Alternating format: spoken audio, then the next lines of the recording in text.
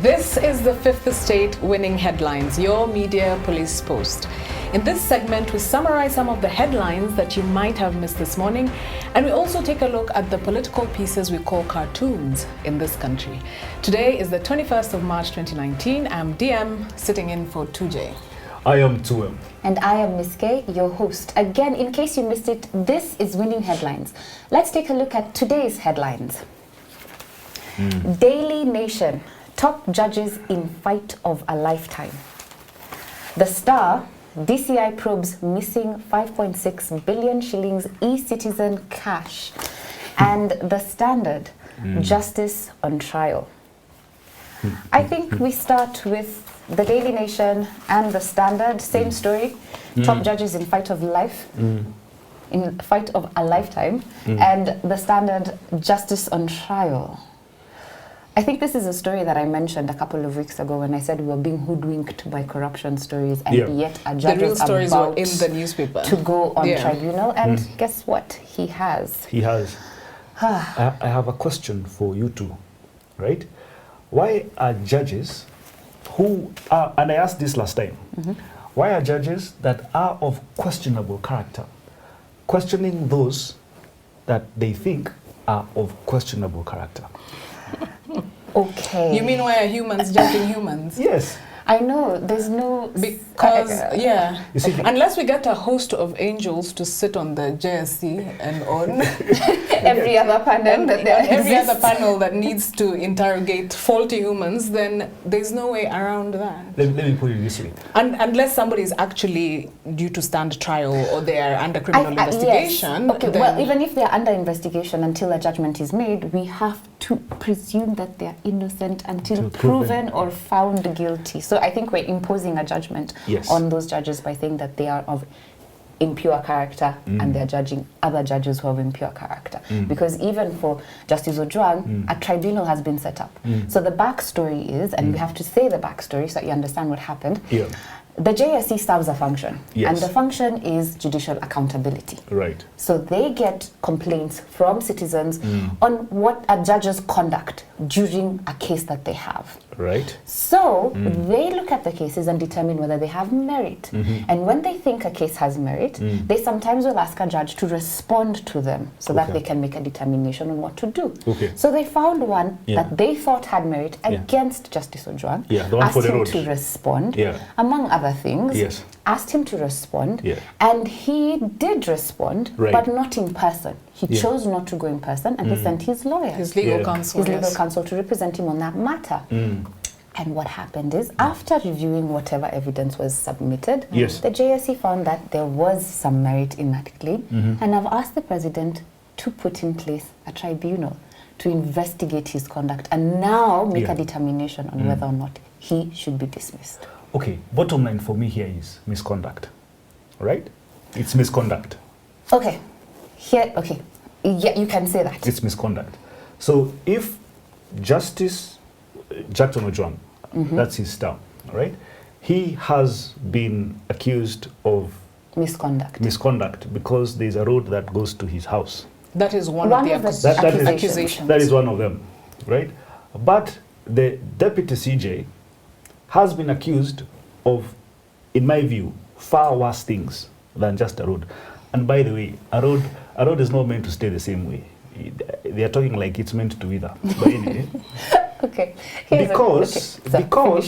because and this is serious in my view, because the DCJ is also in the JSC, right?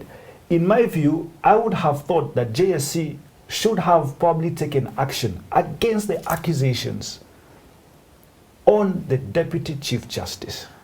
Because they were solid, they were great. The case is still in court. The case is still in court. So until they make a determination, they cannot remove the judge from office, because then you're trying to impugn guilt on them. But you're saying they're guilty. So there's no suspension while they await the outcome of the case. Unfortunately, that part is grey in law. The one that they do say you're suspended is if a tribunal is put in place. If a tribunal is put in place, you're suspended, your salary is half. So to your answer is because the law says so. That's why she's still sitting in the JSC, and that's why she can be part of the group presiding over the case of another judge. True. I will say this though.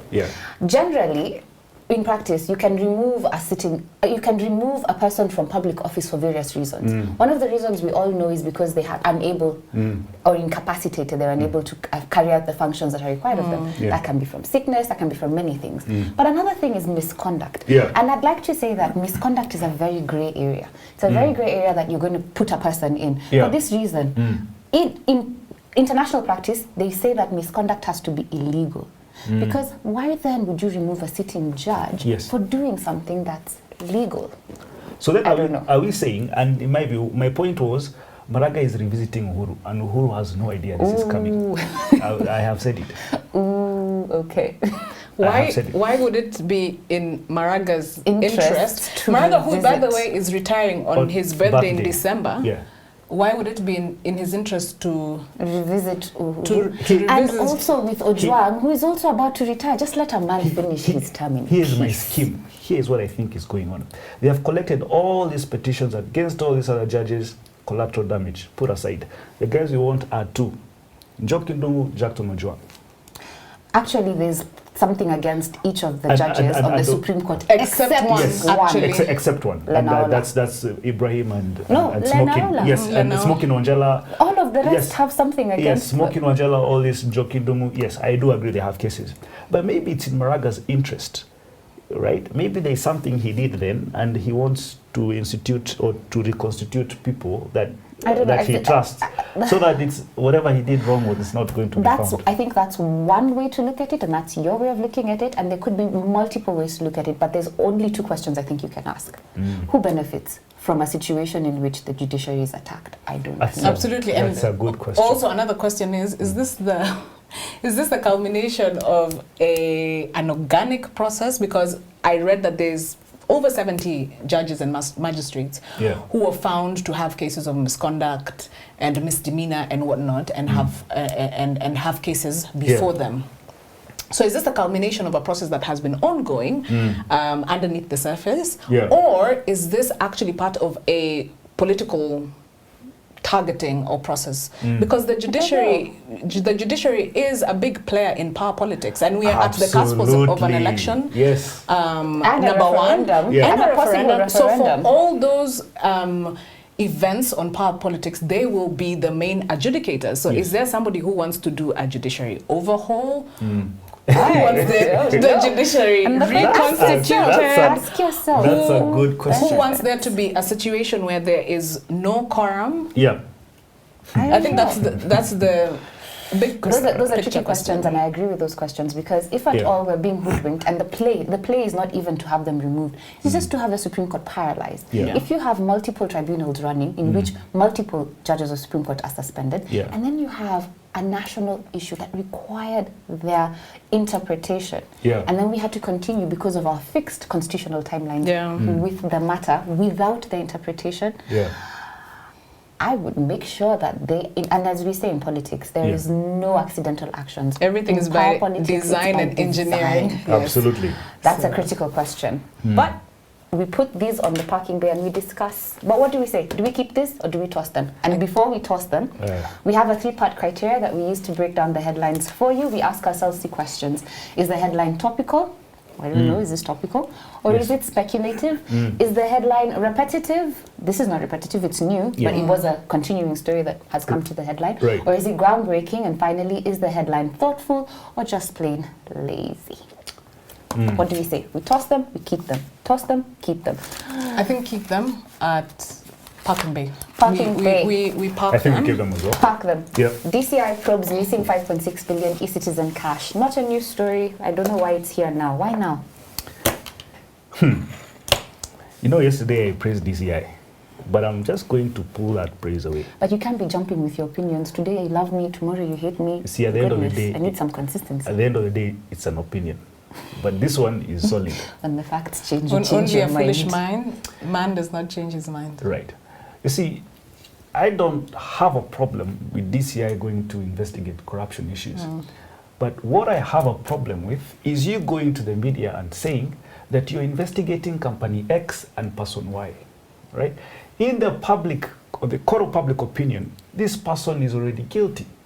That's true. You become you arrest me, you prosecute me, Yes. you execute judgment against me, and now I Yeah. become blacklisted. Yes. Socially and business-wise. It has been the byword of DCI to keep saying, we are looking into, and then what after you're looking into? If they have a problem, just go charge them, put them in court, and then, It's true. We should note that this story appeared in the papers. I think I read it in a Business Daily in 2017. When the company here that has been accused of impropriety, I think they're called Gold.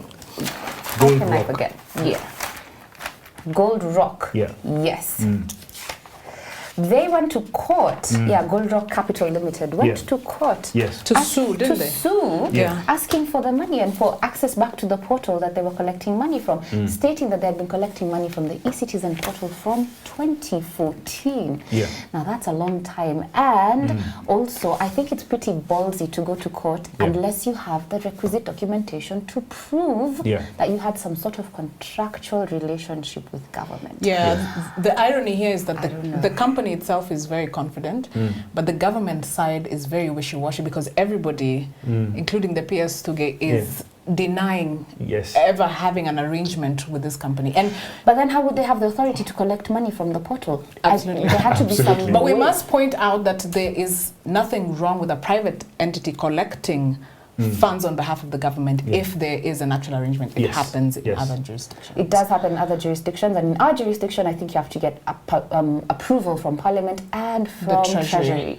So if that approval was gotten, and they have the papers proving that they had that approval, I don't know. I'd like to see those court papers. It's very interesting. Though they do say, I think the government said that the judge was misinformed.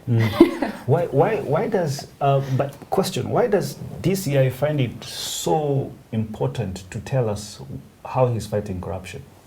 I don't know. This is his rating card, and we are the people who are judging him. So can I just it could do be this? an optic thing. Optics. Maybe there'll be a statue of someone. Here lies the man who fought corruption the best. But did he win is the question. There's Okay, my so we're thoughts. down to 2. I don't know. I think the Daily Nation headline is very effective, and of course there's some imagination put into it because top judges in fight for a lifetime. It's very dramatic. Well, it is dramatic, and he has had an illustrious career. Absolutely. If he was to go down in the flames of this tribunal just before he was to It would retire, be quite unfortunate. It He's would a be. brilliant lawyer. So what do we say? We And give judge. this the winning headline because of wordplay? Yes. And effectiveness, it is topical. It is not speculative. Okay. Maybe they want the judge to retire. And is it groundbreaking? Well, that would be the first time a Supreme Court judge has been removed, at least in our young Supreme Court. Justice Tunoi was faced with charges of misconduct. But he also was due for it. But he chose to retire rather than to go through the process. He jumped before he was pushed. Yes. So I think. So what do we say? This is. So Daily Nation has our winning headline today, and on to our next segment, the political opinions that we call cartoons in this country. I think we tossed the Standard just for effect. On to the political segment, opinions that we call cartoons in this country. We have a 3-part criteria, just like the headlines. We ask ourselves, is the cartoon humorous or is it dry? Is it satirical or is it pessimistic? And finally, is it effective or just plain lazy? Here it is. You started with the Standard. What's Garo What do we telling us have today? on the Standard? I feel like it's dry. Just looking at it, it's dry. Let me explain it. Okay, explain it, please. The context of it's a caricature of President Kaguta Museveni, Yoweri Museveni, and his wife, and they're clapping. And they're clapping because there's a man pushing a bed, a hospital bed, with an IV, and it's labeled, and a gun, and the AK-47, and it's labeled the 6th term.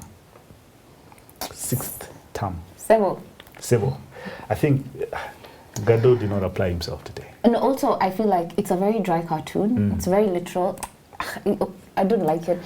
But also, I have the problem sometimes with when you don't like a cartoon is if you have something to compare it to. And I think yesterday's cartoon, though I wasn't here, you guys looked at a very interesting Yes, cartoon yes. from, I think it was Victor Ndula. It was Ndula of the Star. And it had a better representation of the situation. It was more interesting. It was funnier. It was. It played with my mind a little. I laughed. Yeah, he was receiving flowers, Museveni. Yeah, he was, but he was being wooed. He was being wooed to punish them further. Yeah. For more years. Yeah. Please, if he would, with the ballot box as his ring, you know. Yeah. Can we please toss it? No offense, Gado. You do good cartoons, but I have something to compare it to. I agree. This one I like. You're also partial to him. It's there's a chief from Turkana who was sacked, apparently. All right. Even here they say sacked in quotes. Yes, and he's this chief is holding a charge sheet. Yeah. It's like some sort of mugshot, but with Jubilee Administration. You know those DCA mugshots, but now Jubilee holding hands, and the charge, the offence is truthful while drunk. But behind him are skulls, showing that people have died because of a certain tragedy, which in my view is hunger. So the backstory of this is that the chief is suspected to have been fired because he exposed that people died from hunger, and in government you shouldn't expose the underbelly of government. Precisely. Especially when everybody's saying that there have been no deaths of any Kenyans because of hunger. Yes, but he was charged because of being drunk. I think this is a very effective cartoon because he manages to combine a very morbid situation with humor, and it's also effective. Yeah, I think it has satire written all over it. So I think I like it, but we put it in the parking bay. Let's see what it's up against. But before we put it in the parking bay, I want to say this, that if Interior, the Minister of Interior has the guts to sack a chief for exposing the state, then they should also rein in Kinoti, because your Kinoti BFF. is in the same business as exposing the state. Your BFF. Although that's a very unfair comparison because he's just a chief. To be honest, he's very low in the food chain. Precisely. He's a chief, so there's no guts that they need to fire him. They just fire him without a thought. It's a no-brainer. Go home. It's just that we found out that the chief was sacked. Yes. Yeah. I mean, if you're sacking people... And it is sad, and it is improper. If you're sacking people for exposing government things, rein in on people who are put it in the parking state. bay. This one. Open this one. I know we still have the other Daily Nation on the paper because it was the winning headline. At this point, I'm really desperate for Munene to do a good cartoon. Let me help you do something, huh? That just shows how literal it was. And you will still see a picture of it, but that is it. The analogy was inaccurate. We're looking at a balloon. We're thinking, is it his ego that turns out to be graft? And it turns out to be graft. So that means it was very fickle to begin with. Very fickle. No. That's it. I think we have a winning cartoon. I go with the Star. What do you say, I go with the Star as well. Okay. Very, very effective. Lula. Our winning cartoon is from the Star. Congratulations yet again, Victor Ndula. This is... Come for your medal. Yeah, he will come for his medal. Are we issuing medals now? Should have an award. Should have a prize. Oh my goodness.